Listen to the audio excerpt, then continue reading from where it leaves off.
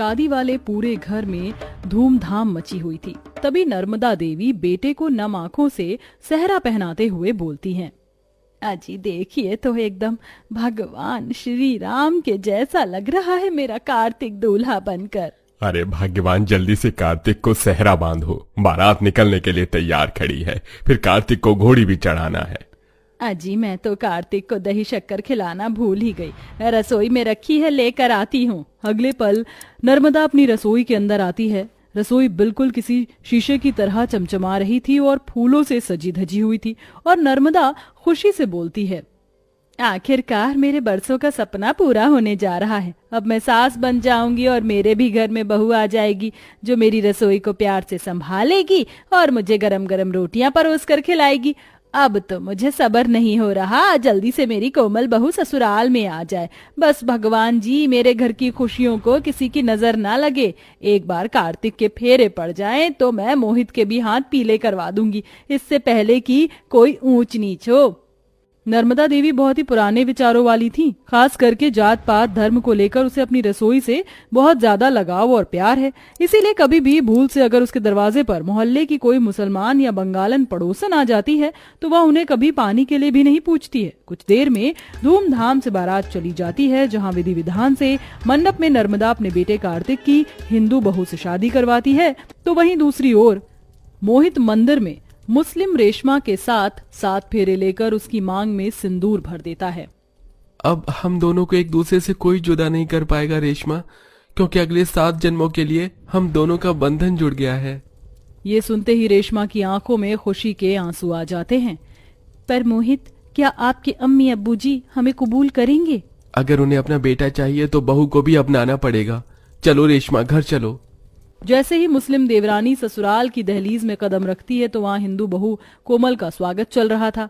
मेरे घर की लक्ष्मी, मेरे घर की अन्नपूर्णा, मैं तुझे सादर प्रणाम करती हूँ। दाहिने पैर से कलश गिराओ। तभी आगे आकर मोहित रेशमा उसके पैर छूते हैं। अस्सलाम वालेकुम अम्मी जान। आशीर्वाद दीजिए माँ, अब रेशमा इस घर की छोटी बहू है।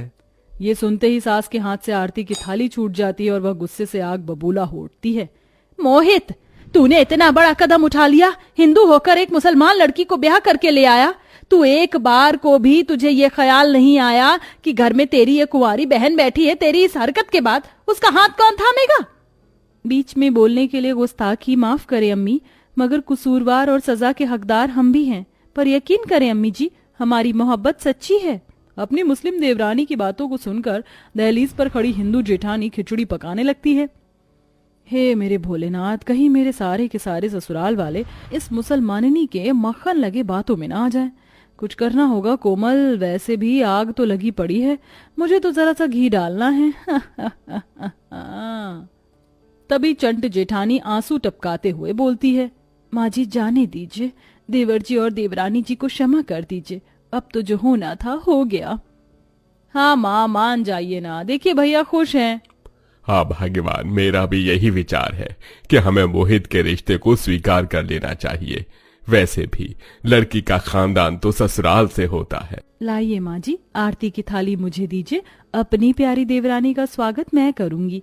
ससुराल वालों के सामने देवरानी के लिए प्यार दिखाने वाली कोमल मन में कुछ और ही खिचड़ी पका रही थी। गृह प्रवेश के बाद सास कड़वे अंदाज से बोलती है, सब कोई थक गए होंगे, जाकर आराम कर लो। और नई दुल्हनों, दोनों देवरानी जेठानी टाइम से उठना, कल पहली रसोई है।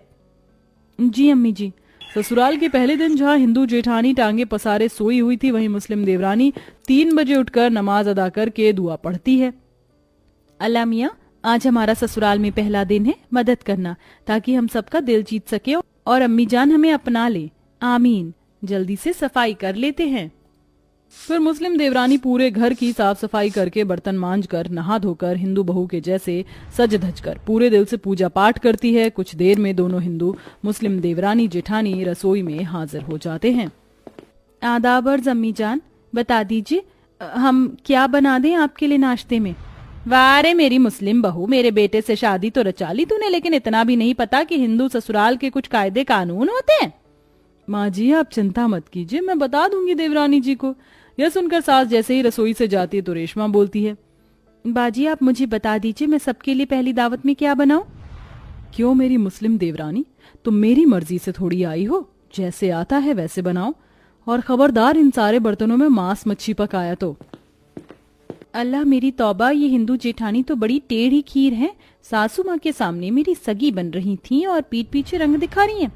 लेकिन मैं भी लाहौर से हूँ, ऐसी दावत बनाऊंगी कि सब उंगलियां चाटते रह जाएंगे। जल्दी से कसाई के पास जाकर मुर्गा हलाल करवा लाती हूँ। कुछ देर में देवरानी काली पन्नी में चिकन लाकर रसोई के स्लैब पर जैसे ही रखती है तो हिंदू जेठानी इस बात के लिए कलेश डाल देती है। हे राम राम राम, सत्यानाश हो इस मुस्लिम देवरानी का। तुम लोगों का खाना पीना बिना मीट मच्छी के पूरा नहीं होता क्या, जल्लाद कहीं की।